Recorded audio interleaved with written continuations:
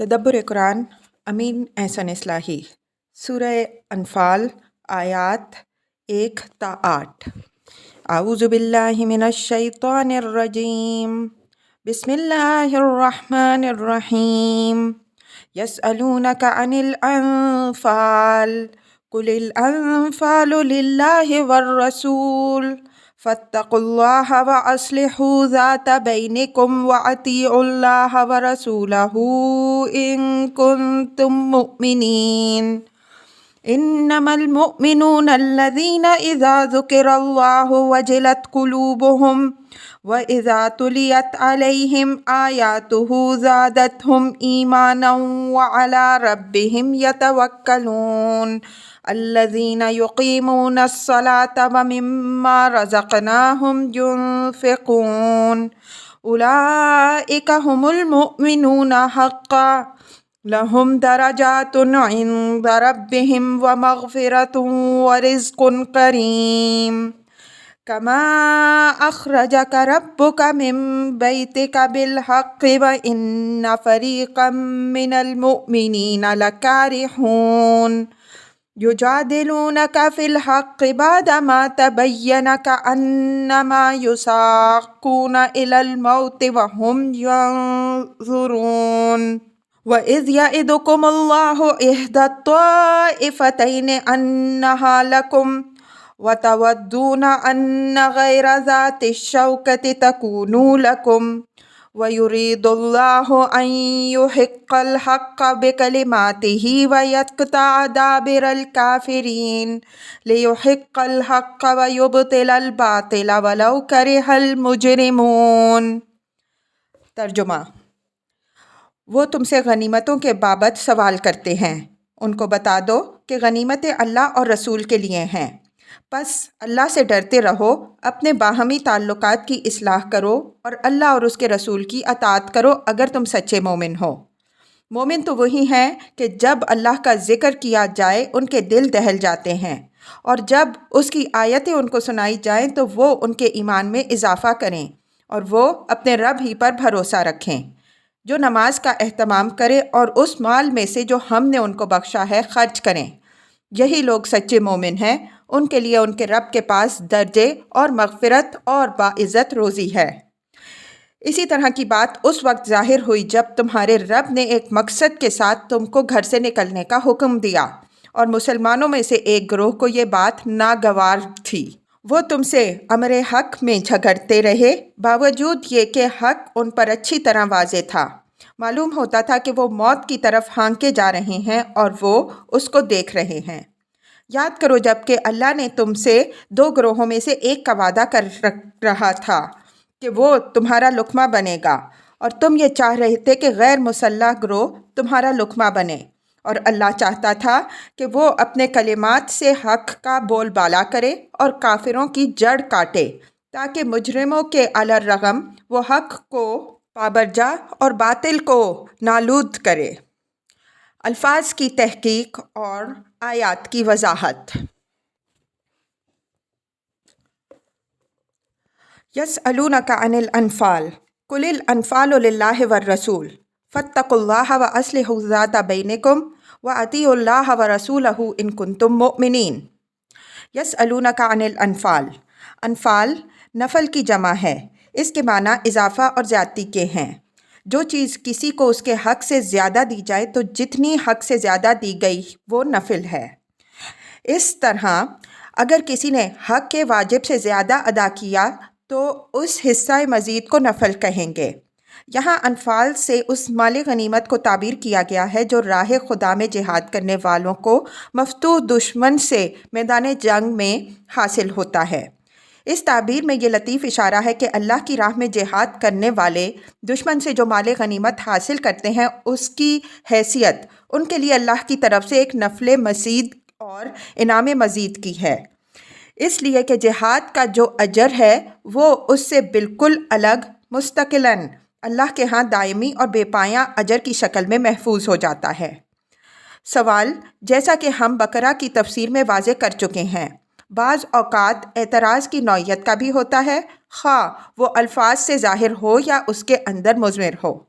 یہاں کرینہ دلیل ہے کہ اسی نوعیت کے سوال کا حوالہ ہے۔ یہ سوال جیسا کہ اوپر ہم نے اشارہ کیا غزوہ بدر میں حاصل شدہ مال غنیمت سے متعلق تھا۔ اس سے پہلے مسلمانوں کو کفار سے نہ تو کوئی منظم جنگ پیش آئی تھی، نہ مال غنیمت اور اس کی تقسیم کا سوال ہوا تھا۔ سن 2 ہجری میں یہ جنگ پیش آئی جس میں اللہ تعالیٰ نے مسلمانوں کو فتح بھی شاندار عطا فرمائی اور مال غنیمت بھی ان کو کافی مقدار میں حاصل ہوا۔ جاہلیت میں تو دستور یہ تھا کہ جو جتنا مال جنگ میں لوٹے وہ اس کا حقدار ہے۔ اسی دستور کی بنا پر بعض لوگوں نے، خاص طور پر کمزور قسم کے مسلمانوں نے، ایسے سوالات اٹھائے جن سے یہ بات نمایاں ہوئی کہ تقویٰ، باہمی خیرخواہی، اطاعت اللہ اور رسول کی وہ روح جو سچے ایمان کا تقاضا ہے، ابھی ایک گروہ کے اندر اچھی طرح پختہ نہیں ہوئی ہے۔ اگرچہ یہ سوال جیسا کہ قرائن سے واضح ہے کچھ خاص افراد ہی کی طرف سے اٹھایا گیا، لیکن اسلامی معاشرہ کے اندر اس سے ایک بڑی خامی کی نشاندہی ہوئی تھی۔ اس وجہ سے قرآن نے مسلمانوں کی تطہیر و تنظیم کی اس سورہ کا آغاز اسی واقعے سے کیا اور اس کا ذکر بھی عام صیغہ سے کیا تاکہ کسی خاص گروہ کی پردہ دری نہ ہو، بلکہ تمام مسلمان بحیثیت مجموعی اس تعلیم کو قبول کرے اور اپنے اندر کسی ایسے رجحان کو نشو و نما پانے نہ دے جو تقویٰ و توکل، باہمی ہمدردی اور اطاعت اللہ اور رسول کے خلاف ہو۔ جس قسم کے سوال کی طرف قرآن نے یہاں اشارہ کیا ہے اس کی تفصیل تاریخ و سیرت کی کتابوں میں موجود ہے۔ ابن ہشام میں ہے کہ نبی صلی اللہ علیہ وسلم نے جنگ سے فارغ ہو کر حکم دیا کہ فوج کے لوگوں نے جتنا مال غنیمت جمع کیا ہے سب اکٹھا کیا جائے۔ چنانچہ وہ سب اکٹھا کیا گیا۔ اب لوگوں میں اختلاف ہوا کہ یہ کس کا حق ہے۔ جن لوگوں نے جمع کیا تھا وہ مدعی ہوئے کہ ہمارا حق ہے، اگر ہم نہ ہوتے تو یہ مال حاصل نہ ہوتا، ہم نے دشمن کو مار بھگایا، اس وجہ سے یہ ہمارے ہاتھ لگا۔ اسی طرح جو لوگ حضور صلی اللہ علیہ وسلم کی حفاظت پر تھے انہوں نے کہا کہ ہم بھی سب کچھ کر سکتے تھے، لڑ بھی سکتے تھے، غنیمت بھی جمع کر سکتے تھے، لیکن ہم نے رسول اللہ صلی اللہ علیہ وسلم کی حفاظت کے کام کو دوسرے تمام کاموں پر مقدم رکھا۔ اس وجہ سے مال غنیمت میں دوسرے لوگ ہم سے زیادہ حقدار نہیں ہو سکتے۔ غرض مختلف سوالات اٹھ کھڑے ہوئے جن سے لوگوں کے اندر دبی ہوئی بعض کمزوریاں سامنے آ گئیں۔ حکمت الہی مقتضی ہوئی کہ ان کمزوریوں کا برسر موقع علاج ہو جائے تاکہ یہ مزید بڑھنے نہ پائیں۔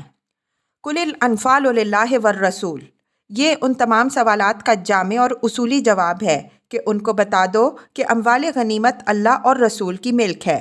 اللہ اور رسول کی ملک قرآن میں اجتماعی ملکیت کی تعبیر ہے۔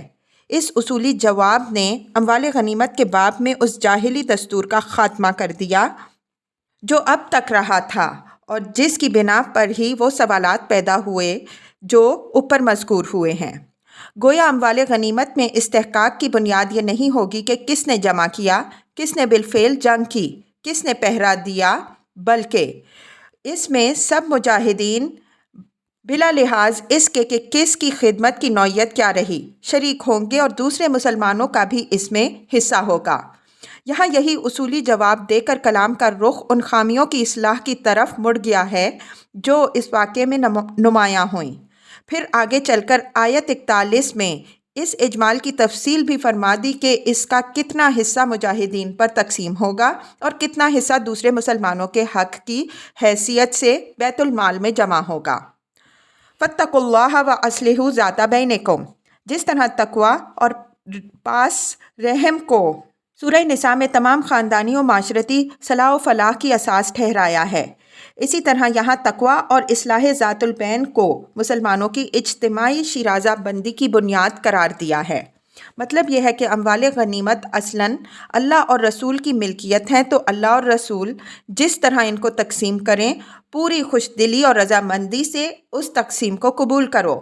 اللہ کے حکم سے متعلق دل میں کوئی بدگمانی یا رنجش پیدا ہو اور نہ اپنے دینی بھائیوں کے خلاف کوئی رشک و حسد کا جذبہ ابھرے کہ فلاں اور فلاں کو اس مال میں کیوں شریک بنا دیا گیا۔ تمام مسلمان آپس میں بھائی بھائی ہیں، ان کے باہمی تعلقات کی بنیاد اخوت، رحم اور محبت ہے۔ یہ رحما بینہم کا گروہ ہے۔ ان کے اندر حسد، رقابت، خود غرضی اور نفسا نفسی کی حالت اس ایمان اور تقوی کے منافی ہے جس کو انہوں نے اختیار کیا ہے۔ جن کے اندر ابھی کوئی کانٹا اپنے دینی بھائیوں کے خلاف موجود ہے وہ اس کو نکال ڈالیں اور اپنے دامن دل کو ہر قسم کے غبار سے پاک و صاف کر دیں۔ وَأَطِیعُوا اللَّهَ وَرَسُولَهُ إِن كُنتُم مُؤْمِنِینَ۔ یہ ایمان باللہ کا اصل تقاضا بیان ہوا ہے کہ جو لوگ اللہ اور رسول پر ایمان کے مدعی ہیں ان پر لازم ہے کہ وہ اللہ اور رسول کے ہر حکم کی اطاعت کریں۔ یہ بات ایمان کے منافی ہے کہ اللہ اور رسول کا کوئی حکم اپنی خواہشات نفس کے خلاف ہو تو اس کے خلاف بغاوت کا جذبہ ابھرے یا اس سے متعلق دل میں کوئی رنجش یا بدگمانی جگہ پائے۔ ان کنتم مؤمنین کے الفاظ سے یہ بات نکلتی ہے کہ جو لوگ ایمان کا دعویٰ رکھتے ہیں وہ ایمان کی اس حقیقت کو اچھی طرح سمجھ لیں۔ جنہوں نے ایمان کی یہ حقیقت نہیں سمجھی ہے ان کا دعویٰ ایمان بالکل بے حقیقت ہے۔ انما المؤمنون الذین اذا ذکر اللہ وجلت قلوبہم وَإِذَا تُلِيَتْ عَلَيْهِمْ آيَاتُهُ زَادَتْهُمْ إِيمَانًا وَعَلَىٰ رَبِّهِمْ يَتَوَكَّلُونَ الَّذِينَ يُقِيمُونَ الصَّلَاةَ وَمِمَّا رَزَقْنَاهُمْ يُنْفِقُونَ أُولَٰئِكَ هُمُ الْمُؤْمِنُونَ حَقًّا لَهُمْ دَرَجَاتٌ عِندَ رَبِّهِمْ وَمَغْفِرَةٌ وَرِزْقٌ كَرِيمٌ۔ انما المؤمنون الذین، اب یہ حقیقی ایمان اور سچے اہل ایمان کے اوصاف بیان ہو رہے ہیں۔ گویا ان کنتم مؤمنین کے الفاظ میں جن کمزور قسم کے لوگوں کی طرف اشارہ تھا ان کے سامنے سچے اہل ایمان کی تصویر رکھ دی گئی کہ اگر ایمان کا دعویٰ ہے تو اپنے اندر یہ اوصاف پیدا کرو۔ ان صفات کے بدوں یہ دعویٰ کسی کو زیب نہیں دیتا۔ اذا ذکر اللہ وجلت قلوبہم وَإِذَا تُلِيَتْ عَلَيْهِمْ آيَاتُهُ زَادَتْهُمْ ایمانا۔ ان کی پہلی علامت یہ بتائی گئی ہے کہ ان کے اندر خدا کی عظمت و کبریائی اور اس کی جلالت کا شعور ہوتا ہے۔ اس وجہ سے وہ خدا سے برابر ڈرتے رہتے ہیں۔ جب ان کے سامنے خدا کا نام آ جائے، جب ان کو اس کی یاد دہانی کی جائے، جب ان کے سامنے کوئی بات خدا کی بات کی حیثیت سے پیش کی جائے، وہ اس کو خوف و خشیت کے گہرے احساس کے ساتھ سنتے ہیں۔ گویا ایمان کا پہلا تقاضا خدا کا خوف ہے جو اس کی عظمت و جلالت اور اس کی صفات عدل و حکمت و ربوبیت و رحمت کے صحیح تصور سے پیدا ہوتا ہے، اور اسی سے وہ تقوی وجود میں آتا ہے جس کی اوپر واتقوا اللہ کے الفاظ سے ہدایت فرمائی گئی ہے۔ یہ امر یہاں ملحوظ رہے کہ خدا کی رحمت و ربوبیت بھی، جیسا کہ ہم دوسرے مقام میں واضح کر چکے ہیں، خدا کے عدل اور اس کے روز جزا کو مستلزم ہیں۔ اس وجہ سے ان صفات کا صحیح تصور بھی بندے کو خدا سے بے خوف نہیں بناتا بلکہ اس کے خوف کو بڑھاتا ہے، اور اس خوف کی بنیاد خدا کی محبت ہوتی ہے۔ دوسری علامت یہ بتائی گئی ہے کہ جب اللہ کی آیات ان کو سنائی جاتی ہیں یہ ان کے ایمان کو بڑھاتی ہیں۔ قرینہ دلیل ہے کہ یہاں آیات سے مراد خدا کے احکام اور اس کے قوانین ہیں۔ مطلب یہ ہے کہ خدا پر ایمان کے بعد ان کو سب سے زیادہ مرغوب و مطلوب خدا کی پسند و ناپسند اور اس کی مرضیات و احکام کا علم ہوتا ہے، اور یہ علم ان کی دولت ایمان میں اضافہ کرتا ہے۔ ایمان کی مثال جڑ کی ہے، اور آداب و احکام اور قوانین و شرائع کی حیثیت اس جڑ سے پھوٹی ہوئی شاخوں اور ان سے ظہور میں آئے ہوئے برگ و بار کی۔ گویا پوری شریعت ایمان ہی کا مظہر اور اسی کے مضمرات کی تفصیل ہوئی۔ زادتہم ایمانا کے اسلوب بیان سے یہ بات نکلتی ہے کہ جن کے اندر ایمان موجود ہوتا ہے، جب ان کے سامنے ایمان کے مقتضیات و مطالبات آتے ہیں تو وہ پوری بشاشت سے ان کا خیر مقدم کرتے ہیں۔ وہ ان مقتضیات و مطالبات کو اپنے ہی لگائے ہوئے درخت کا پھل اور اپنی ہی بوٹی ہوئی کھیتی کا حاصل سمجھتے ہیں، اور جس طرح ہر کسان اپنی کھیتی کے حاصل اور اپنے درخت کے پھلوں کی افزونی دیکھ کر باغ باغ ہوتا ہے، اسی طرح یہ اہل ایمان بھی اپنے ایمان کی یہ افزائش دیکھ کر شادمان ہوتے ہیں۔ یہ گویا ان مدعیان ایمان پر ایک لطیف تعریض ہوئی جو ایمان کا دعویٰ کرنے کو تو کر بیٹھتے ہیں لیکن جب اس کے مطالبے سامنے آئے تو ان سے خوش ہونے کی بجائے ان کی پیشانیوں پر بل پڑ گئے کہ یہ کیا بلا نازل ہو گئی۔ یہ نکتہ بھی یہاں ملحوظ رہے کہ ایمان کے اقرار کے بعد اس کے مطالبات میں سے بڑا یا چھوٹا جو مطالبہ بھی اہل ایمان کے سامنے آتا ہے وہ ان کے لیے آزمائش و امتحان کا ایک میدان کھولتا ہے، اور جو سچے اہل ایمان ہوتے ہیں وہ اس امتحان سے گھبرانے کے بجائے اس میں بازی جیتنے کی کوشش کرتے ہیں، اور یہ کوشش ان کی مومنانہ فطوط کا ایک فطری تقاضا ہوتی ہے، جس کے بروئے کار آنے سے ان کے لیے ہر امتحان فتح مندی کا ایک نیا دروازہ کھولتا ہے، جس سے ان کا ایمان قوی سے قوی تر ہوتا جاتا ہے۔ اسی حقیقت کی طرف سورہ احزاب میں یوں اشارہ فرمایا گیا ہے، وَلَمَّا رَأَى الْمُؤْمِنُونَ الْأَحْزَابَ قَالُوا هَذَا مَا وَعَدَنَا اللَّهُ وَرَسُولُهُ وَصَدَقَ اللَّهُ وَرَسُولُهُ وَمَا زَادَهُمْ إِلَّا إِيمَانًا وَتَسْلِيمًا۔ احزاب 22۔ اور جب مومنوں نے پارٹیوں کے ہجوم کو دیکھا تو بولے، یہ تو وہی صورتحال سامنے آ گئی ہے جس سے اللہ اور رسول نے ہمیں پہلے ہی خبردار کر دیا تھا، اور اس چیز نے ان کے ایمان و اطاعت میں اضافہ ہی کیا۔ وَعَلَىٰ رَبِّهِمْ يَتَوَكَّلُونَ، یہ ان کی تیسری علامت بیان ہوئی ہے کہ وہ اپنے رب پر بھروسہ کرتے، یعنی ایمان کے مطالبے خواہ سخت ہوں یا نرم، ان سے دنیاوی مفادات کو نقصان پہنچے یا نفع، ان کی خاطر تعلقات ٹوٹیں یا جڑیں، وہ بہرحال دین و دنیا کی فلاح اپنے رب کے احکام کی تعمیل ہی میں سمجھتے ہیں، یہاں تک کہ ایمان کی راہ میں انہیں اپنے سر بھی کٹوانے پڑ جاتے ہیں تو وہ یہی یقین رکھتے ہیں کہ حیات جاوداں کے حصول کی راہ یہی ہے۔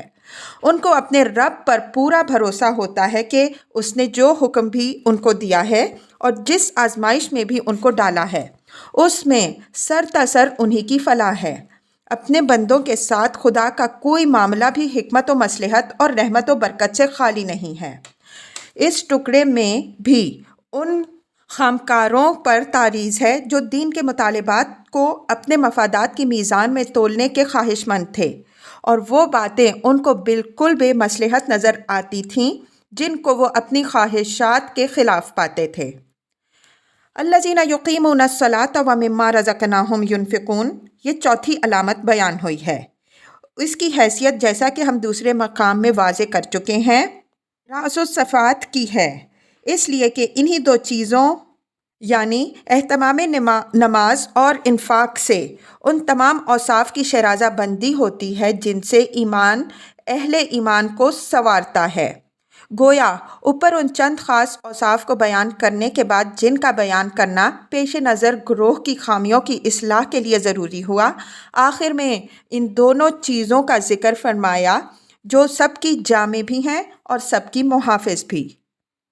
اولئک ھم المؤمنون حقا، یعنی جن کے اندر یہ اوصاف ہیں سچے مومن وہی ہیں۔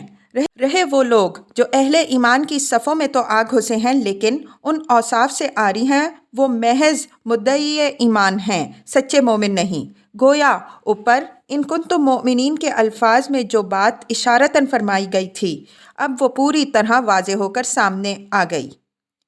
لہم درجات عند ربہم ومغفرۃ ورزق کریم، مطلب یہ ہے کہ خدا کے ہاں جو درجے اور مرتبے ہیں وہ ہر مدعی ایمان کے لیے نہیں بلکہ انہی لوگوں کے لیے ہیں جو اپنے اندر یہ اوصاف پیدا کرنے کی کوشش کریں گے۔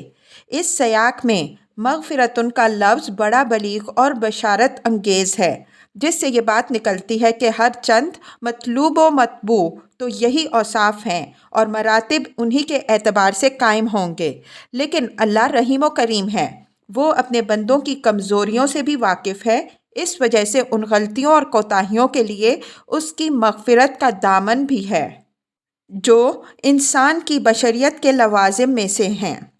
رزق کا لفظ جیسا کہ ہم دوسرے مقام میں واضح کر چکے ہیں ایک جامع لفظ ہے، اور کریم کی صفت اس کے ساتھ اس حقیقت کو واضح کرتی ہے کہ اگرچہ بندوں کو سارا رزق و فضل رب کی عنایت ہی سے ملے گا، لیکن اس کے ساتھ بندوں کے لیے عزت کی یہ سرفرازی بھی ہوگی کہ یہ سب کچھ ان کے حق کی حیثیت سے ان کو عطا ہوگا۔ اس تفصیل سے یہ حقیقت واضح ہوئی کہ ایمان کوئی ٹھونٹ درخت نہیں ہے بلکہ یہ جڑ بھی رکھتا ہے اور شاخیں اور برگ و بار بھی۔ قرآن میں اس کی تمثیل یوں بیان ہوئی ہے کہ اصلھا ثابت و فرعھا فی السماء۔ اس کی مثال ایسے درخت کی ہے جس کی جڑیں پاتال میں اتری ہوئی ہوں اور جس کی شاخیں فضا میں پھیلی ہوئی ہوں۔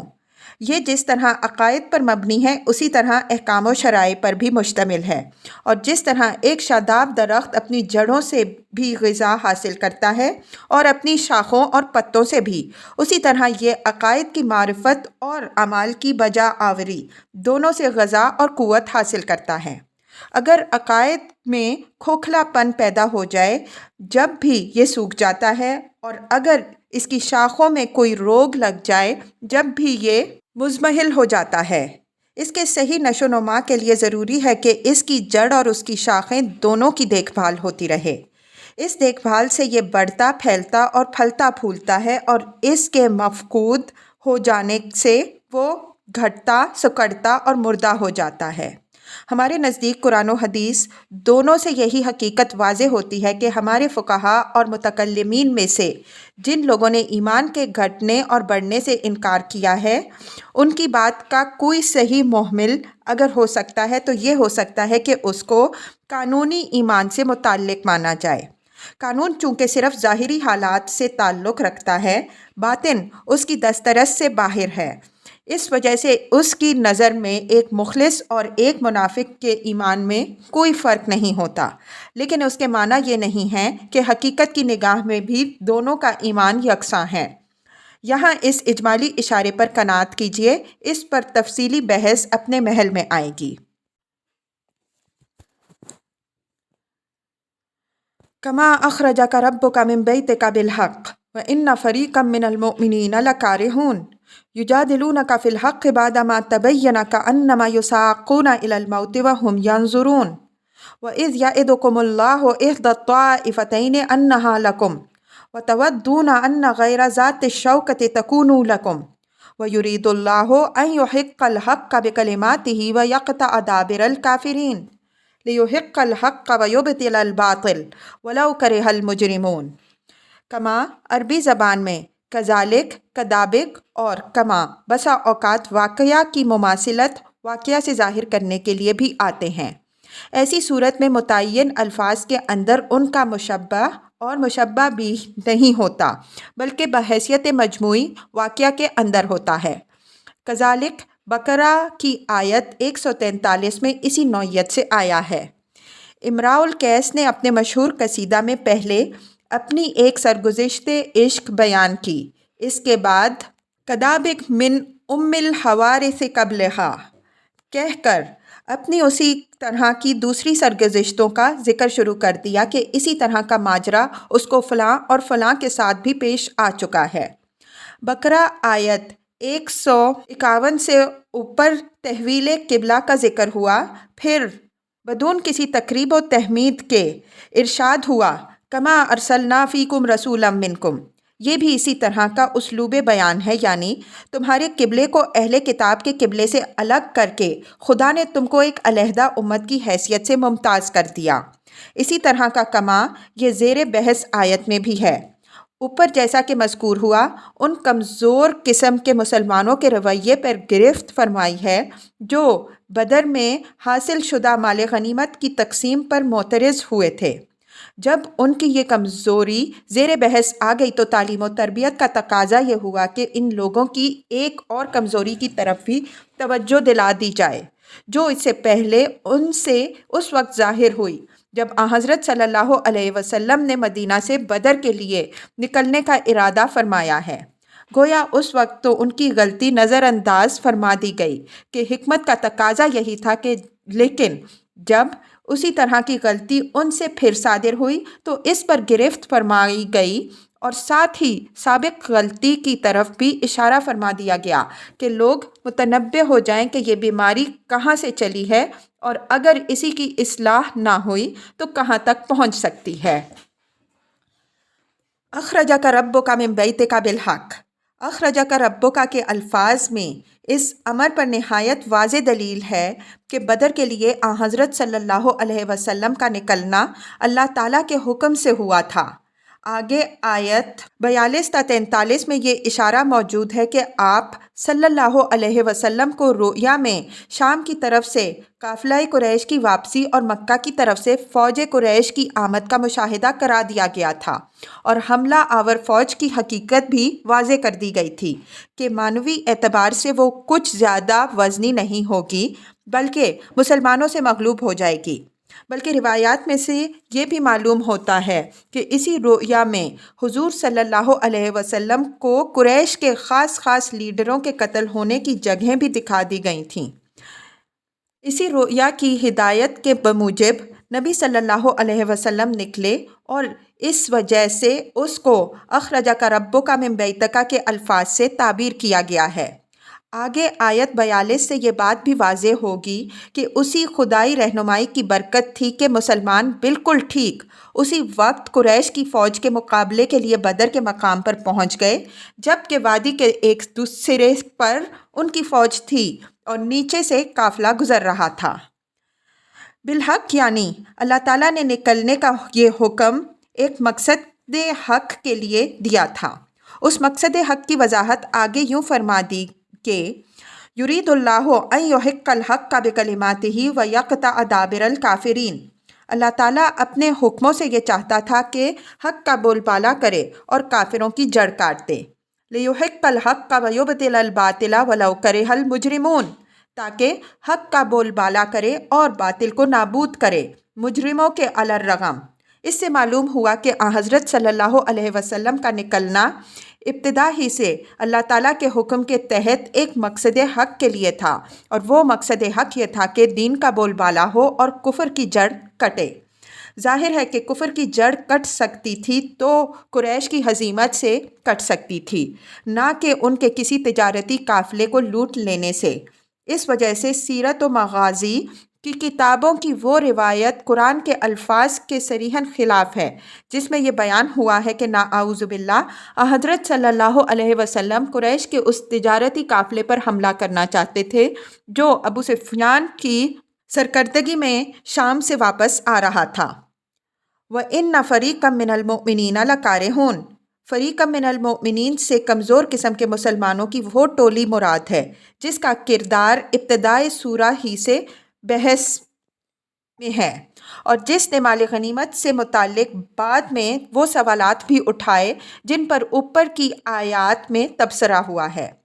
فریقاً کے لفظ سے یہ بات بھی نکلتی ہے کہ ان لوگوں کی تعداد کچھ زیادہ نہیں تھی، بس ایک مختصر سی جماعت تھی۔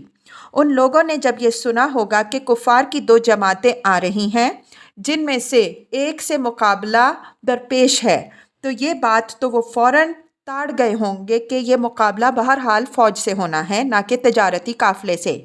اس وجہ سے ان لوگوں پر دہشت طاری ہوئی، اور یہ دہشت ان کے اس ضعف اعتماد علی اللہ کا نتیجہ تھی جس کی طرف اوپر آیت 2 میں اشارہ ہوا ہے۔ یجادلونک فی الحق بعدما تبین کأنما یساقون الی الموت وہم ینظرون۔ لفظ مجادلہ کے معنی یہاں جیسا کہ ہم دوسرے مقام میں اس کی تحقیق بیان کر چکے ہیں، با اصرار و بلطائف حیل المخاطب سے اپنی بات منوانے کی کوشش کرنے کے ہیں۔ اب یہ وضاحت ہو رہی ہے کہ اس بات کی کہ جب ان کو خطرہ لاحق ہوگا کہ مقابلہ فوج سے درپیش ہے تو اس سے فرار کی انہوں نے کیا راہ نکالنی چاہی۔ انہوں نے حضرت صلی اللہ علیہ وسلم کو با اصرار اور بلطائف حیل اپنی چرب زبانی سے اس رخ پر لانا چاہا کہ آپ تجارتی قافلے کا قصد کریں۔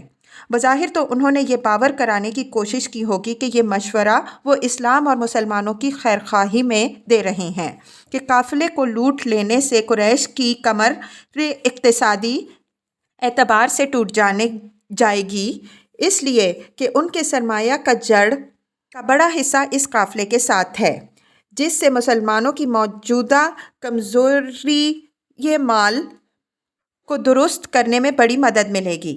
لیکن اس مشورہ کی تہ میں ان کا وہی خوف بیٹھا ہوا تھا جس کو قرآن نے بے نقاب کر دیا کہ گویا وہ موت کی طرف ہانکائے جا رہے ہوں اور وہ موت کو سامنے دیکھ رہے ہوں۔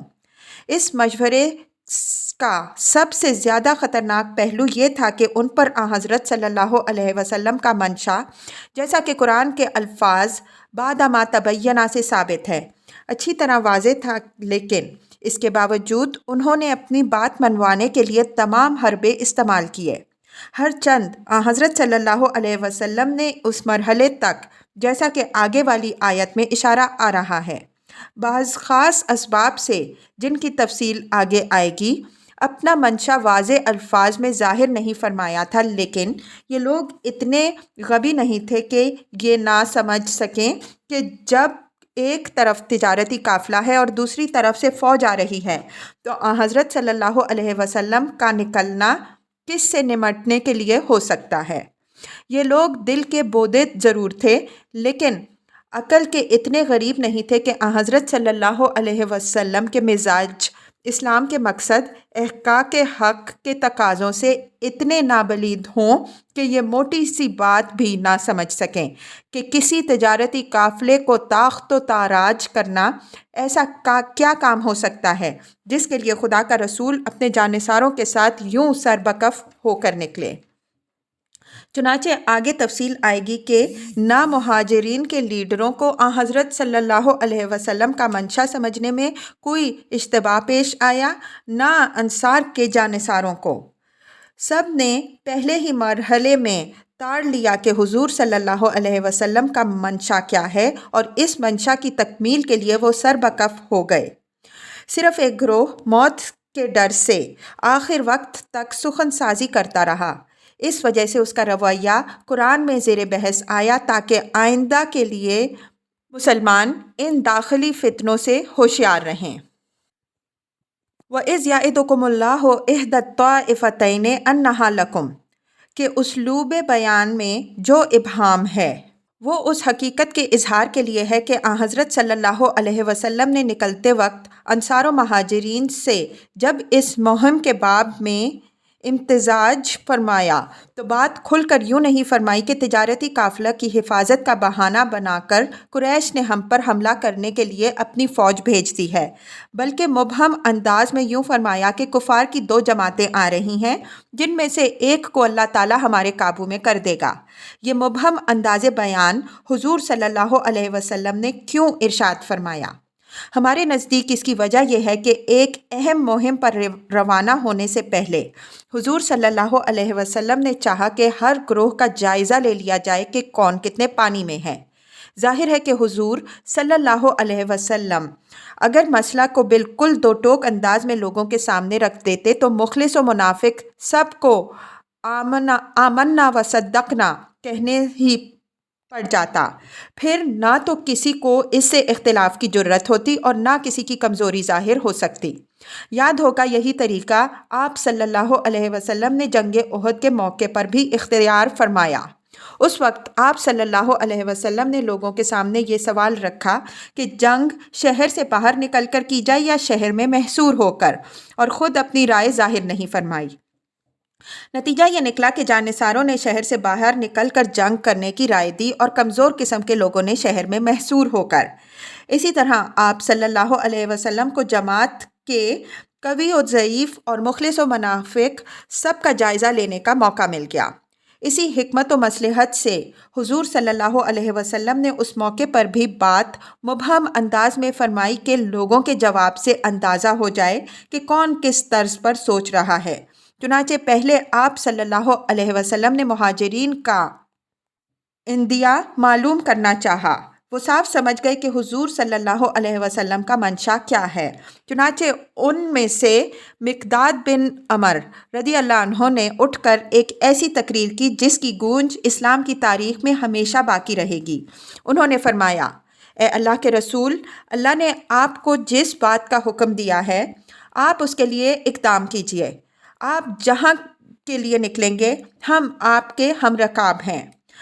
ہم آپ سے وہ بات کہنے والے نہیں ہیں جو بنی اسرائیل نے موسیٰ علیہ السلام سے کہی تھی کہ تم اور تمہارا رب دونوں جا کر لڑو، ہم تو یہاں بیٹھے ہیں، بلکہ ہمارا قول یہ ہے کہ آپ اور آپ کا رب دونوں جنگ کے لیے نکلیں، جب تک کہ ایک آنکھ بھی ہم میں گردش کرتی ہے ہم سر کٹانے کے لیے حاضر ہیں۔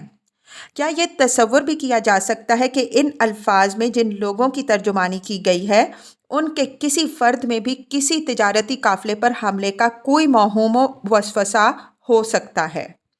نبی صلی اللہ علیہ وسلم نے مہاجرین کی طرف سے اطمینان کر لینے کے بعد اپنے وہی الفاظ جو اوپر مذکور ہوئے ہیں پھر دہرائے۔ انصار سمجھ گئے کہ اب حضور صلی اللہ علیہ وسلم ہمارا اندیہ معلوم کرنا چاہتے ہیں، چنانچہ انصار کے لیڈر سعد بن معاذ رضی اللہ عنہ اٹھے اور انہوں نے عرض کیا کہ حضور کا روئے سخن ہماری طرف ہے صلی اللہ علیہ وسلم۔ پھر انہوں نے وہ تقریر کی جس کا ایک ایک لفظ میدان جہاد کا رجز ہے اور جس کی حرارت ایمانی 1400 سال گزرنے پر بھی ٹھنڈی نہیں پڑی۔ انہوں نے فرمایا، ہم آپ پر ایمان لائے ہیں اور ہم آپ کی تصدیق کرتے ہیں۔ ہم اس بات کے گواہ ہیں کہ جو دین آپ لے کر آئے ہیں وہی حق ہے۔ ہم نے آپ سے سمع و طاعت کا عہد اور میثاق کیا ہے، بس اے اللہ کے رسول، آپ نے جو ارادہ فرمایا ہے وہ پورا کیجیے۔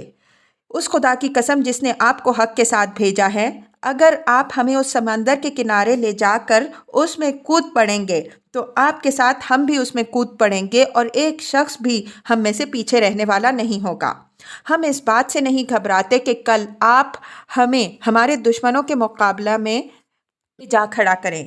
ہم جنگ میں ثابت قدم رہیں گے، مقابلے کے وقت ہم راست باز ثابت ہوں گے، اور کیا عجب کہ اللہ ہمارے ہاتھوں وہ کچھ دکھائے جس سے آپ کی آنکھیں ٹھنڈی ہوں، تو اللہ کا نام لے کر آپ ہمیں ہم رکابی کا شرف بخشیے۔ غور کیجئے کہ کیا یہ تقریریں ان لوگوں کی ہو سکتی ہیں جو ایک غیر مسلح قافلہ پر، جس کی جمعیت شاید کل 40 آدمیوں پر منحصر تھی، حملہ کی اسکیمیں سوچ رہے ہوں؟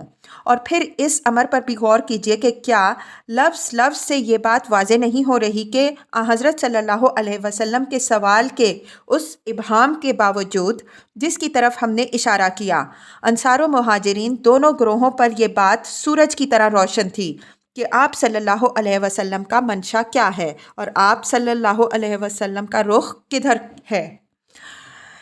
البتہ ایک گروہ، جیسا کہ قرآن کے الفاظ سے واضح ہے، ضعیف الایمانوں کا ایسا تھا جو حقیقت کی وضاحت کے باوجود محض اپنی بزدلی کے سبب سے یہ چاہتا تھا کہ حملہ قافلہ پر کیا جائے جو غیر مسلح ہے، تاکہ خطرہ کوئی نہ پیش آئے اور لقمہ تر ہاتھ آئے۔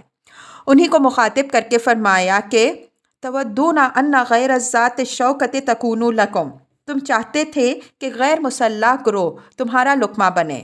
شوک اور شوکا عربی میں کانٹے کو کہتے ہیں، یہیں سے لفظ شوکا ہتھیار اور پھر قوت اور دبدبہ کے معنی میں استعمال ہوا۔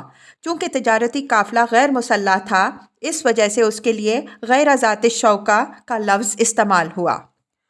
وَيُرِيدُ اللَّهُ أَن يُحِقَّ الْحَقَّ بِكَلِمَاتِهِ وَيَقْطَعَ دَابِرَ الْكَافِرِينَ۔ اب یہ اللہ کے ارادے اور منشا کو سمجھنے اور جانچنے کے لیے ایک عقلی اور فطری معیار بتایا گیا ہے کہ اللہ کا ہر حکم اور ارادہ استحقاق حق اور ابطال باطل کے مقصد کے لیے ہوتا ہے۔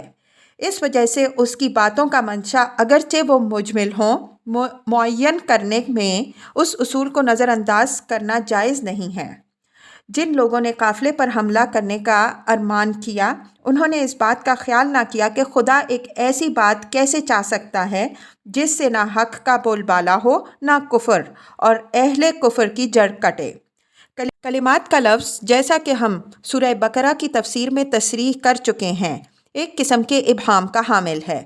چونکہ اس موقع پر بات، جیسا کہ ہم اوپر وضاحت کر چکے ہیں، لوگوں کے سامنے مبہم طور پر رکھی گئی تھی، اس وجہ سے قرآن نے اس کو کلمات کے لفظ سے تعبیر فرمایا ہے۔ جن باتوں کے اندر کوئی اجمال و ابہام ہوتا ہے، در حقیقت وہی باتیں ہوتی ہیں جن کے منشا کے تعین کا کام دشوار ہوتا ہے۔ ایسے مواقع میں اہل ایمان کی روش یہ ہونی چاہیے کہ بات کا وہ پہلو اختیار کریں جو اللہ تعالیٰ کی صفات اور اس کی شان سے موافقت رکھنے والا ہو، نہ کہ ان کے منافی۔ یقطع دابر الکافرین کے الفاظ سے قرآن نے اس حقیقت کی طرف بھی اشارہ کر دیا ہے کہ سارے کفر کی جڑ تو قریش کی جمعیت تھی۔ کاٹنے کی چیز تھی تو وہ تھی، اور اللہ چاہ سکتا تھا تو اس کا کاٹنا چاہ سکتا تھا۔ لیکن ایک گروہ نے تجارتی قافلے ہی پر وار کر کے 30 مار خان بننے کی کوشش کی۔ لِيُحِقَّ الْحَقَّ وَيُبْطِلَ الْبَاطِلَ وَلَوْ كَرِهَ الْمُجْرِمُونَ۔ یہ ٹکڑا یقطع دابر الکافرین کی غایت واضح کر رہا ہے کہ اللہ نے ان کافروں کی جڑ کاٹنے کا جو ارادہ فرمایا ہے تو اس کا مقصد حق کا بول بالا کرنا اور باطل کو مٹانا ہے۔ خدا کو کسی سے پرخاش نہیں ہے، البتہ احقاق حق اور ابطال باطل اس کی صفات کا مقتضا ہے، اور اس کا فیصلہ اب خدا نے فرما لیا ہے اور یہ کام ہو کر رہے گا اور ان مجرموں کے علی الرغم ہو کر رہے گا۔ اوپر قرآن نے جو اشارات کیے ہیں ان کی روشنی میں غزوہ بدر کی جو تصویر سامنے آتی ہے وہ اس سے بالکل مختلف ہے جو سیرت و مغازی کی کتابوں میں پیش کی گئی ہے، اور جس میں رنگ آمیزی کر کے مستشرقین نے اس کو اور زیادہ بھیانک شکل دے دی ہے۔ قرآن سے یہ معلوم ہوتا ہے کہ حضرت صلی اللہ علیہ وسلم یا مسلمانوں کے ذہن میں قریش کے قافلہ تجارت سے تعرض کرنے کا کوئی خیال موجود نہیں تھا۔ مدینہ پر حملہ کی ساری اسکیم قریش نے بنائی اور اس کے لیے قافلہ تجارت کی حفاظت کا بہانہ تراشا۔ قریش مدینہ میں مسلمانوں کے جڑ پکڑنے سے بہت خائف تھے۔ مذہبی عناد کے علاوہ انہیں یہ بھی اندیشہ تھا کہ اب مکہ اور شام کے تجارتی شاہراہ ان کے لیے محفوظ نہیں رہ گئی ہے۔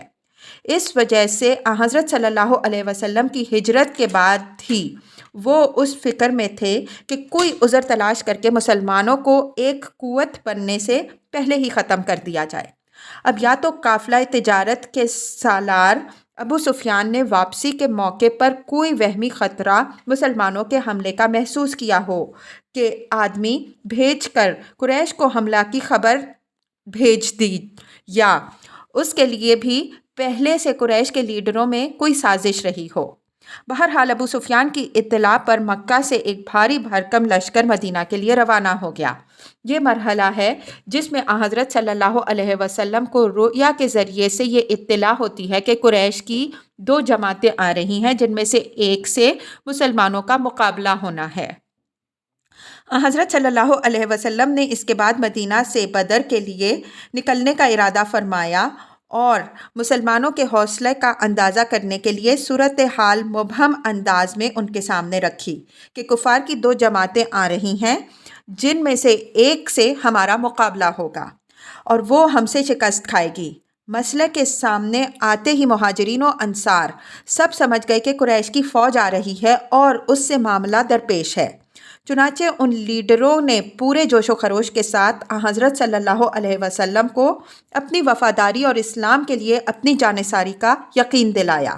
البتہ ایک مختصر سی ٹولی ان میں سے ایسی بھی تھی جس نے اپنا زور اس بات کے لیے لگایا کہ قریش کی فوج کے بجائے قافلہ تجارت کا رخ کیا جائے تاکہ بغیر ایک قطرہ خون بہائے بھاری غنیمت آ جائے۔ اسی گروہ کو بے نقاب کرنے کے لیے حضور صلی اللہ علیہ وسلم نے اپنی بات مبہم انداز میں پیش کی تھی، لیکن جن لوگوں کے اندر کوئی کمزوری چھپی ہوئی تھی وہ اپنی کمزوری ظاہر کر دیں اور مخلص و منافق میں مرحلہ جنگ پیش آنے سے پہلے ہی امتیاز ہو جائے۔ آگے اسی صورت کی بعض آیات کی روشنی میں ہم انشاءاللہ یہ بھی دکھائیں گے کہ اس جنگ کے لیے یہود نے بھی قریش کی پیٹھ ٹھونکی تھی، لیکن میدان جنگ کا نقشہ دیکھ کر وہ اپنی عادت کے مطابق دبک گئے۔